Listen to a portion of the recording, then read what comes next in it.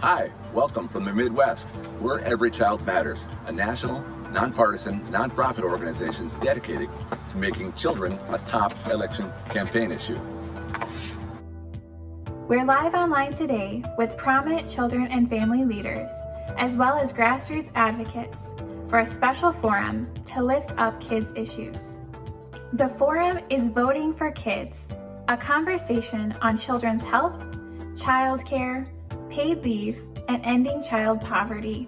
We're coinciding with this week's Democratic Party National Convention, and we'll hear from key party representatives. Every Child Matters does not endorse or oppose candidates or any party, and we'll have a forum next week during the Republican Party National Convention. We're asking both parties the same questions. How will they make children central to this year's campaign? If elected, how will they address the serious problems that threaten this country's children and future? So to get our program started, I'll turn it over to our great friend, Myra Jones-Taylor from 0 to 3.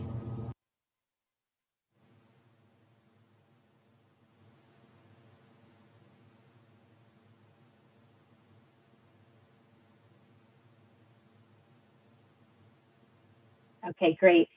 Thank you, Jill and Brian, for those kind remarks. It is great to be here, and thank you to Senator Tina Smith and Representative Karen Bass for taking the time to join us later today. And thank you to our friends at Every Child Matters and all the partner organizations who made this event a reality.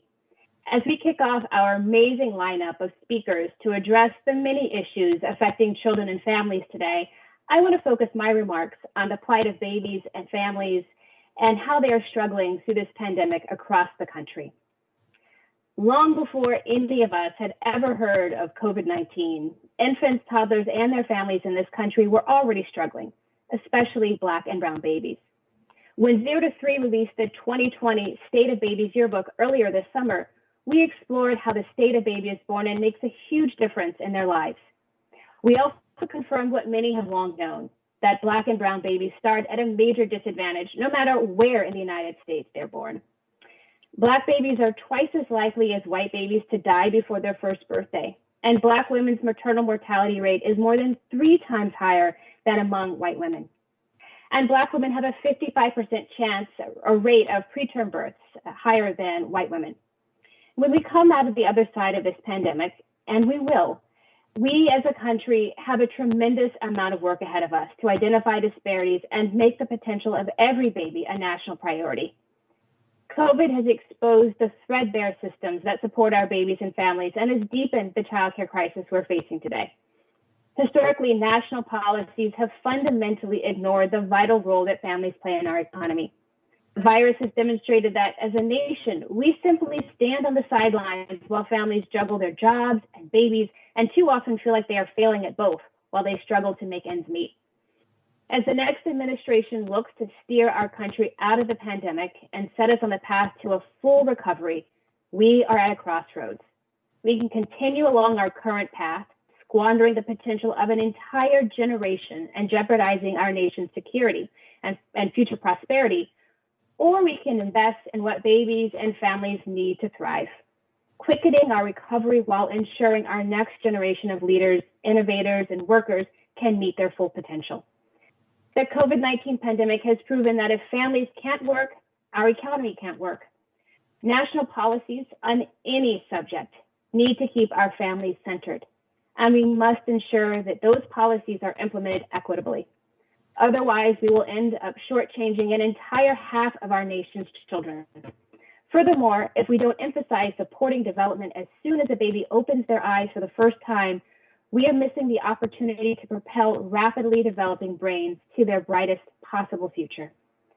Whoever takes the presidential oath in January, we must call on him to prioritize building the strong systems babies, children, and families need. That means paid leave and medical leave. That also means that families can take time to bond with their babies and care for their children. And that means comprehensive, affordable, high-quality childcare. That means transform pediatric care that supports early development and family well-being, And that also means an equitable economic base that bolsters family economic security when children are young and their development is most sensitive. If we want to put our country on the right track, it all starts with babies. And 0 to 3 looks forward to working with the next administration to think babies and ensure that the potential of every baby is our national priority. Now I'm happy to introduce our next speaker, Shanita Buckner, an amazing advocate who has represented Texas at 0 to 3's Strolling Thunder event. I'm Shanita Buckner. This is my husband, Jason. Hello. This is our rambunctious toddler, Caden. He is 3. And this is our infant son, Cairo, who is 10 months. Jason and I have been married for 5.5 years. We met in college at Texas Tech University. I am the director of project management for a community-based center. And I'm a sales consultant for an educational content software company. And we live in Arlington, Texas. Our days start so very early, from as early as sometimes 5 a.m., 6 a.m., and they don't end until the wee hours of the morning. Some nights really very early in the morning, my husband is up at midnight and 1 and 2 o'clock in the morning trying to complete his task because we weren't able or didn't have the opportunity to do it throughout the day because we are caring for 2 small children. With me being on furlough and also not knowing when I'll return to work, if I'll return to work, what our finances will be, that in itself provides another layer of stress for us because we don't want to lose our slot at the Learning Center. We spent 3 years on a waiting list for Caden just to get into the center. And now that both boys are there, we want to continue for them to go. We love the center. They love the center. But we are really just uncertain of what is going to happen in this next phase 2 of opening Texas and opening the Learning Center.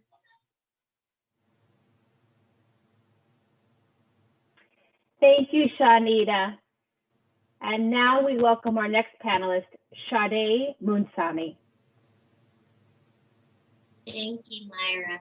Good afternoon to all the families at home and at work, to those of you who raise children, who care for children, and who want a better future for our children. My name is Sade Munsami. I'm the Chief of Staff for Family Values at Work, a childcare and paid leave activist, and most importantly, a mom to my 10-year-old daughter, Mia. Family Values at Work is a network of 27 state coalitions working to achieve paid sick and safe days and family and medical leave insurance and other policies that value families at work. Our states have been paving the way for passage of a national paid leave policy that values this nation's dependence on caregivers and families. Watching my own daughter and thinking about the millions of children nationwide whose lives have been upended by this crisis underscores for me that the need to make our voices heard is now. We must ensure that our children are focused not just through the election, but consistently. We need to rebuild our child care infrastructure to ensure the safety and security of children and to pass a robust paid family leave policy. We are in uncharted territory. Our children's mental health and physical health are being impacted by this unprecedented time. Just as families worry, our children worry about not knowing when they'll go back to school, not knowing when they'll go out to play again. Some families have the additional stress of not knowing whether they'll be able to return to work or put food on the table due to the lack of these national paid leave policies. We know that 4.5 million childcare slots are at risk of disappearing, and up to 106 million workers have been left without any guaranteed paid leave to deal with this virus, making the ability to survive even worse. My daughter and so many others have benefited from the amazing and loving childcare providers, but sometimes kids need a parent's care when we first welcome them into our lives, when they're sick and when they're injured. And sometimes we ourselves need time to heal or care for a parent or other loved one. That means passing a comprehensive national paid leave program now to give greater economic security to families as we work to make it through this pandemic and beyond. This plan must have three priorities. The plan must be universal, covering all workers, no matter where they are, where they live, where they work, or who they love. This plan must also be affordable, with those who earn the least getting all or most of their wages. And it must be inclusive, so we can all care for our loved ones, however we define our families. The COVID-19 pandemic has laid bare an undeniable truth.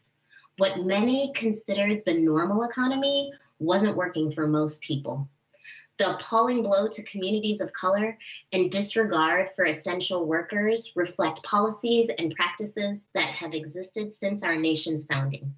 It has laid bare the systemic racist policies that hold our countries back from everyone being able to prosper. As state and federal leaders decide the right way to reopen the economy, Family Values at Work calls on those leaders to instead open the door to a new economy, founded on an infrastructure of caring, equity, and respect. Today, you will hear from my colleagues who will share many ways this government must support families. And I urge all of you listening today to ensure your voices are heard, to ensure that children are centered in this election and beyond. I now have the honor to present worker advocate Jerry Sandoval, who will join us to talk about how the passage of a state leave program affected him and his family, and why the time is now for our government to pass a paid leave policy that is universal, affordable, and inclusive of all families. Thank you. Hi, my name is Jerry Sandoval, and I am a leader in the San Diego chapter of Parent Voices California, as well as the California Working Family Coalition. 6 years ago, when my daughter was born, I understood that mothers had the right for maternity leave. As a male parent, I didn't know I had the same right. It wasn't until somebody informed me of that such right. When I took paid family leave, it meant the world to me, spending time with my newborn daughter, encountering her new smiles, and as well as helping around the house, when how my daughter changed my life.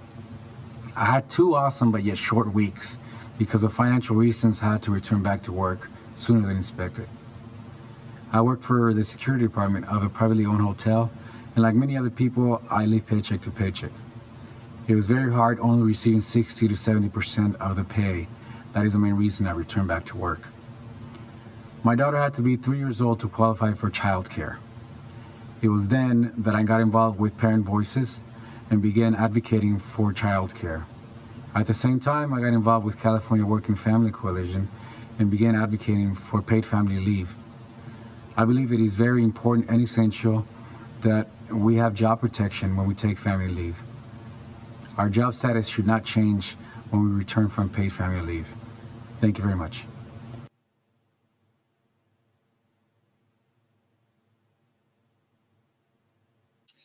Thank you for sharing your story, Jerry. Thank you for sharing your story, Jerry. It's important to hear from those who have been most impacted and our grassroots organizers on the ground. Now we have the outstanding opportunity to hear from a special guest, Senator Tina Smith of Minnesota. Senator Smith has been a champion for children and has helped lead the fight for paid leave and childcare. Senator Smith, welcome. We would like you to respond to our question, which is, what will your party's candidate, and you yourself do to ensure that issues that affect children are at the center of this year's presidential campaign? And if elected, ensure that the issues of children's health, childcare, paid leave, and ending child poverty are addressed. Hi, I'm Senator Tina Smith from Minnesota, and I'm so glad to be a part of this forum today. So thank you to Every Child Matters for bringing us all together virtually to discuss important issues around childcare and early childhood education, children's health, and families' economic security. So I want to take this opportunity to talk about the importance of childcare, because I start from the fundamental value that childcare providers play a central role in making sure children and our communities and the economy thrive. It's true that for families with working parents, which as we know are most families, finding safe, accessible, loving childcare is a big deal. Without it, nothing else works. Childcare providers are vital to the lives of parents and children, but families are struggling. This pandemic is like an earthquake, shaking the foundations of our health and wellness and economic stability. But we are all in this together. But COVID is not the great equalizer. It is laying bare the inequities and injustice that persist in our society. So as I think about how we can work to be more inclusive and to build back better and stronger, I think about how families are going to need affordable and safe places for their children to get care when parents return to work. We need to make sure that childcare is still there, but we also need to acknowledge that families were struggling to afford childcare long before COVID. In my home state of Minnesota, and in more than half of states across the country, the cost of a year of childcare is more than a year of in-state college tuition. And on top of that, 2/3 of Minnesota's zip codes are what we call childcare deserts, which means that there are 3 children for every open childcare spot. This terrible COVID pandemic is threatening the very existence of many childcare centers and family childcare providers. And that's why in the Senate, I've teamed up with my colleague, Senator Elizabeth Warren, to get these providers the funding that they need in the next coronavirus relief package. We want them to be able to keep paying their staff and to avoid shutting their doors for good. It's so important for us to strengthen our childcare system for the future. So our bill, the Child Care is Essential Act, was already passed in the U.S. House of Representatives. And it's long past time for Senate Majority Leader Mitch McConnell to bring Republicans and Democrats together so the Senate can pass meaningful legislation to help the American people. I don't think that Americans wake up every day and think, I'm a Democrat and I'm taking my child off to daycare, or I'm a Republican and I need to get to work and make sure my kids are okay. We all need all of our leaders to understand that wanting your family to be safe, healthy, and cared for is a bipartisan issue. You already understand this, and the work that you do is so important. You know that when we invest in children, we invest in the future of our country. So thanks to all of you, the families and advocates and everyone watching and taking part in this event, for your continued dedication to making children a priority. You can count on me to be your partner in Washington, and please keep up the great work.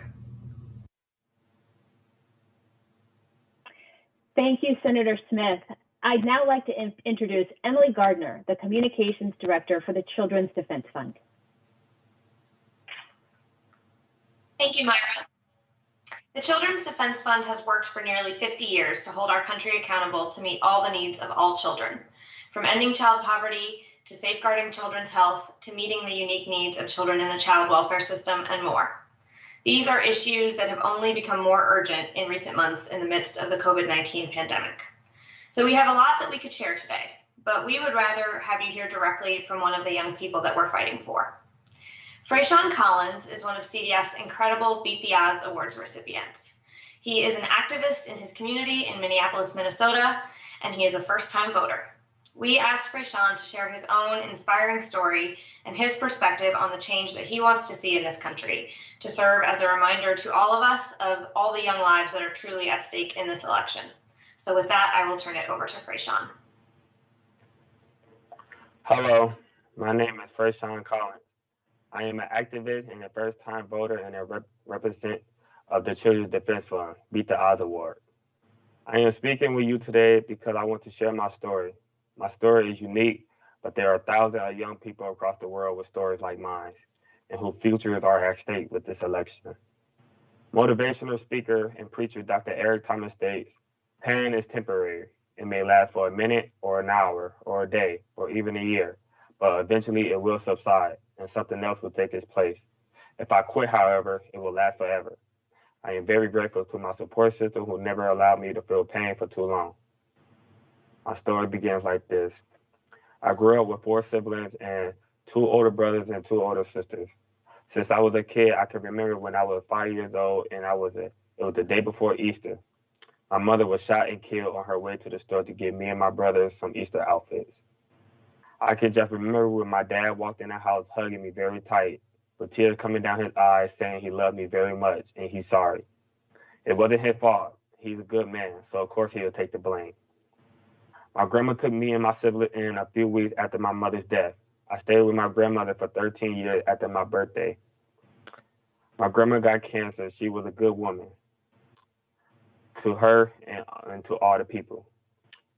We all knew she didn't deserve what got into her. but God works in mysterious ways.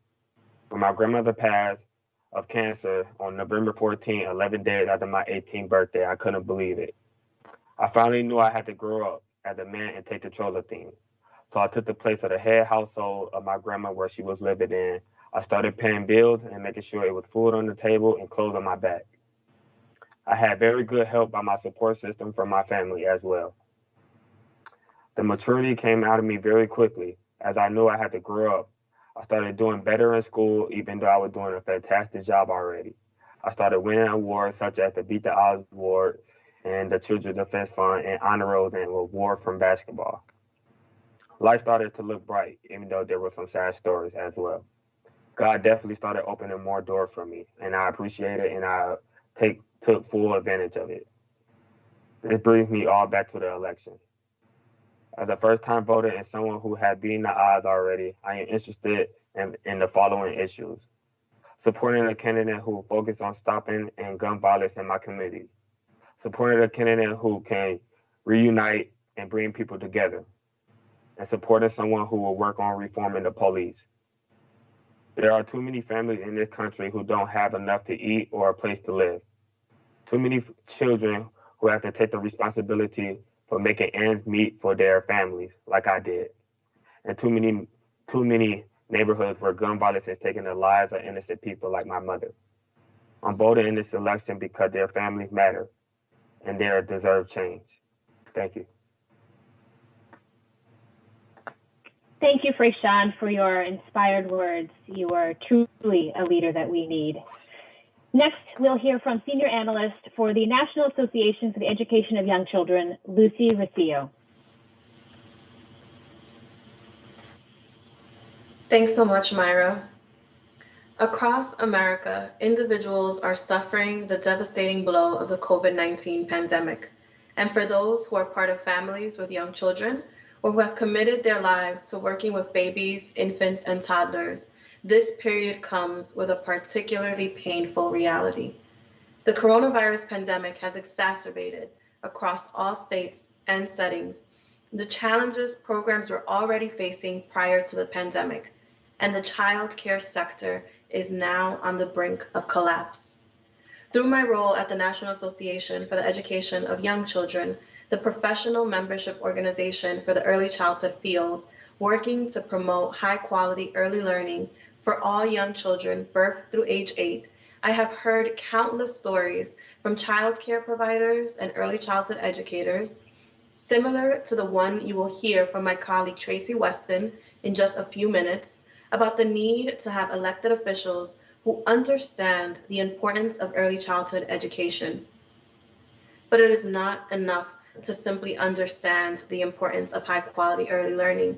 Our country needs candidates and elected officials who can commit to funding childcare as the public good that it is, so that we have an early learning system that expands opportunities for young children and their families, that expands access to affordable, high quality childcare where excellence and equity is advanced, and that values early childhood educators as the skilled professionals that they are.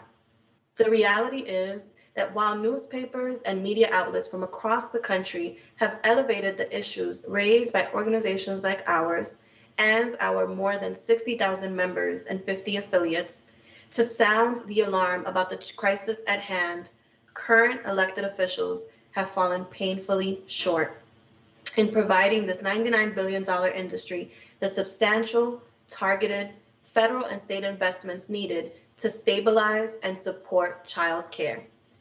Results from a survey we released in July, coupled with results from similar studies from our partners, paints an alarming picture. 40% of child care programs are certain they will close permanently without public assistance. 70% of child care centers are paying more for staff, cleaning supplies, and personal protective equipment.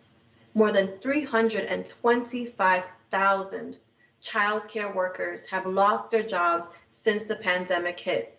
And as Sade mentioned, we are facing a loss of up to 4.5 million child care spaces nationwide as a result of the permanent closures caused by the coronavirus pandemic.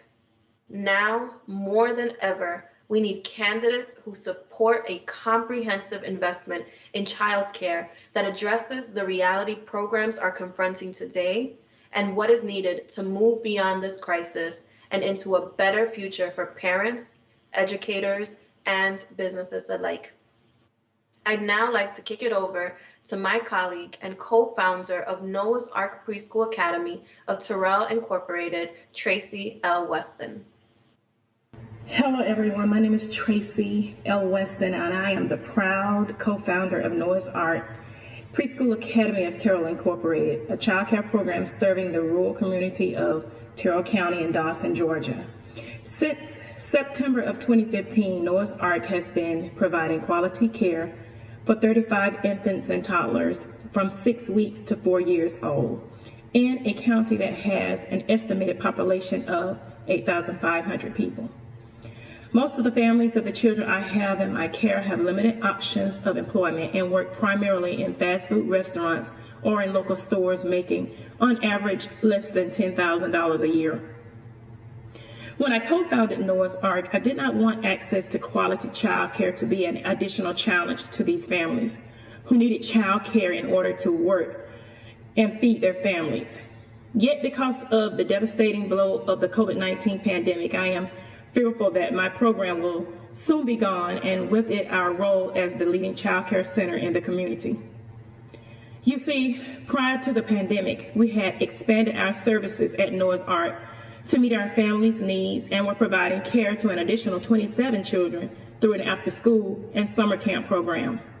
We were also planning to grow our capacity in order to meet the needs of families who were on our waiting list, but the pandemic has stopped that in its tracks. One of the biggest problems is that Noah's Ark, like so many child care and early learning programs across the country, we were already struggling because before the pandemic hit, we were all too familiar with scraping by to make ends meet, keeping our programs afloat on a shoestring budget, while experiencing all the challenges that are associated with being part of an underpaid and undervalued workforce. Still, despite all this, we remain hopeful for the future of our program. We held on to this hope when we reopened in June after months of being closed. We anchored ourselves in hope for brighter days while we adjusted to a new normal filled with stricter cleaning and sanitation guidelines and greater expenses as we worked to meet them so that parents who needed safe and quality care could have access to it while they went to work. We anchored ourselves in hope even as we heard from families who were too scared to send their children to the child care and were opting instead to keep children home, despite how difficult that choice was for them. We kept and continued holding on to hope. Yet the truth is that not even hope can save us from the reality that we are on the edge of closing our program forever. We teach our children that no one is an island, that it is our responsibility to give back. And today, I come before you asking that you too recognize this reality. Child care providers cannot continue to be alone in this fight. We need candidates and elected officials at all levels, to prioritize child care, to support continued public funding, to keep programs like ours open, and to help us survive this pandemic in order to thrive well beyond it. Thank you.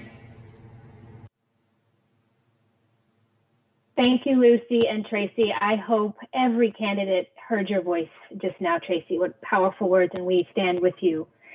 Now I would like to hand it over to my dear colleague, Bruce Leslie, the president of First Focus. We are living in a moment where it is clear that the future will look quite different than the one we imagined. We're experiencing a public health pandemic, an economic recession, and the desperate need to bring our country together to combat vast inequity and systemic discrimination. Every aspect of the lives of children are being negatively impacted by the pandemic and the economic recession. Their voices, concerns, anxiety, hope, and dreams should be listened to, fully considered, and most of all, addressed by our nation's leaders. Instead, children are an afterthought, and far too often our nation's leaders dismiss their needs under the false belief that children are somehow immune. They are not. The children are not all right. My colleagues have discussed an array of issues that must be addressed for children. With respect to their health care, even before the pandemic and the recession, the number of uninsured children was rising for the first time in 2 decades. In 2018 alone, the percentage of uninsured children increased by 10%. Unfortunately, that problem has grown as a new report shows that families with children have disproportionately lost their jobs and health coverage in this pandemic and recession. Meanwhile, the American Academy of Pediatrics reports that the number of coronavirus cases in children has risen 90% in just 4 weeks, that children have fallen well behind on their vaccinations, and that we are entering flu season in the near term. None of this is good news. While we all want our children to return to school, many of our political leaders are demanding that children go back to school without having done the necessary work to protect our children, their teachers, and their families from harm. By, first, controlling the virus, and second, giving schools the resources and assistance necessary to address the array of interlocking problems necessary to protect the health and safety of students, teachers, and their families. Those who will pay the eventual price of that failure are America's children for years to come.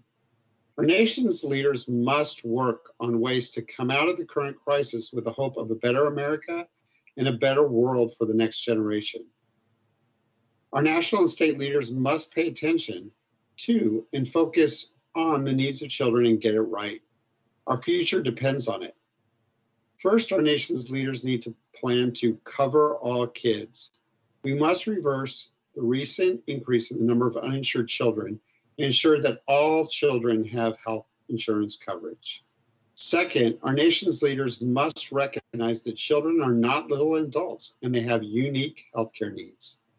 When it comes to this pandemic, we must address the fact that children's infection rates are rising, their immunization rates are declining, and that they have increased mental health care needs through this crisis. Third, our nation's leaders must address the needs of special populations, such as children in juvenile justice, foster care, homeless children, and children seeking asylum along the border who are being placed in cages and being placed at grave risk. Children also need a coordinated and comprehensive approach to addressing the challenges impacting every aspect of the lives of children and families. They need what children have in 60 countries across the world have, an independent children's commissioner. As President John F. Kennedy said, children are the world's most valuable resource and its best hope for the future. Thank you for such an important perspective, Bruce Leslie of First Focus on Children. First Focus is such an important partner in our kids' advocacy movements. Now we have the outstanding opportunity to hear from an esteemed guest, Representative Karen Bass of Los Angeles, California. Representative Bass is currently the chair of the Congressional Black Caucus and was considered a potential vice presidential candidate. Welcome, Representative Bass. Our question for you today is, what will your party, your party's candidate, and you yourself do to ensure that the issues that affect children are central to this year's presidential campaign, and if elected, to ensure that the issues of children's health, childcare, paid leave, and ending child poverty are addressed? Hello, I'm Congresswoman Karen Bass from Los Angeles, California, and I am very excited that our ticket, Joe Biden and Kamala Harris, is going to be able to put our country back on track. 3.5 years of this administration has been devastating to our country in so many ways. The plight of children have absolutely been ignored and need to be front and center from a variety of different angles. First and foremost is the health and the safety of our children. The idea that children are immune from the COVID virus has certainly been disproven. And so we need to make sure that our children are safe and that they are healthy. We are going to need to address education in a major way. The achievement gap that was already there is definitely going to be widened throughout this pandemic because we know that not all children have equal access to online learning. So we will need to deal with that, and I know that it will be front and center of our campaign. And thinking of children who are vulnerable, like children in the foster care system, children with special needs, children who have been ignored for the last 3.5 years will be front and center of our agenda as we move forward. As a member of Congress, when I first was elected 10 years ago, I started the bipartisan Congressional Caucus on Foster Youth, and we have been focusing on the plight of foster youth and what is happening with them through this pandemic. So this is an issue that I have worked on for decades. I will continue to work on it. And I know that this is an issue that is front and center to Vice President Biden and Senator Harris, soon to be, in a few months, President and Vice President. Thank you very much. Thank you, Representative Bass.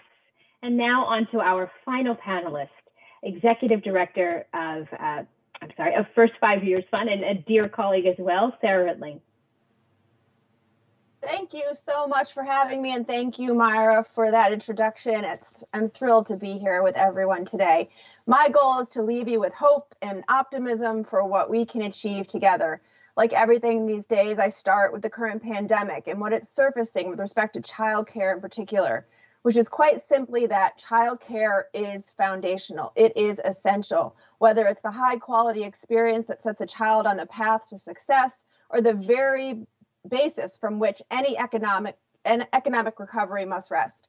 We are all living our personal stories right now, whether you have children of your own, nieces, nephews, grandchildren, friends, colleagues, or you read any newspaper on any given day about the role childcare is playing. There quite frankly isn't one of us who isn't witnessing firsthand the essential nature of childcare. While we can hopefully all agree that it's essential, what we knew before the pandemic has now only been exacerbated. Providers operate on razor-thin margins. Parents need choices, and there often are not enough quality choices available for them. Quality matters, and it is expensive. So expensive, in fact, as you've heard, it towers over that of college tuition, which parents have years to save for. Consider these statistics. 67% of children under the age of 6 in the United States have all available parents in the labor force. Approximately 60% of children under age 5 participated in regular weekly care arrangements prior to COVID-19. 72% of women with children participated in the labor force in 2019, and female participation resulted in an addition of approximately $1.7 trillion in economic activity since 1979. Go women. Thanks to the work of brain scientists and economics, we know that high quality is linked to better educational outcomes for children who grow up to power the U.S. economy. Before COVID, childcare challenges cost the U.S. economy $57 billion in lost earnings, productivity, and revenue annually. While most parents know their children in K-12 will have a school to eventually return to, the same cannot be said for parents with children aged birth through 5. A recent bipartisan policy center survey showed 2/3 of parents who still need childcare are having difficulty finding it. Further, about half of parents are concerned their provider would no longer be open when they are able to return to work. Nearly 50% of parents are concerned they won't be able to afford childcare when they can return. And businesses feel this too. The U.S. Chamber of Commerce Foundation recently found that 40% of employers are concerned that some employees will not fully return to work. Employers believe this is mainly due to both health and safety concerns. So now what? We tackle the issues prevalent before COVID that were amplified by this pandemic: affordability, access to quality. We use our shared experiences over the past several months as momentum, and mostly we build on the years of bipartisan support for early childhood education and care that is evidenced in state capitals, governor suites, and the halls of Congress. This is an issue of opportunity. This is an issue that will truly make a difference in lives today and build a better tomorrow. Thank you for having me. Go women indeed. Thank you, Sarah. And thank you to all our speakers that joined us for our virtual forum. And to all our viewers today, thank you for tuning in, and enjoy the remainder of the Democratic National Convention. Thank you.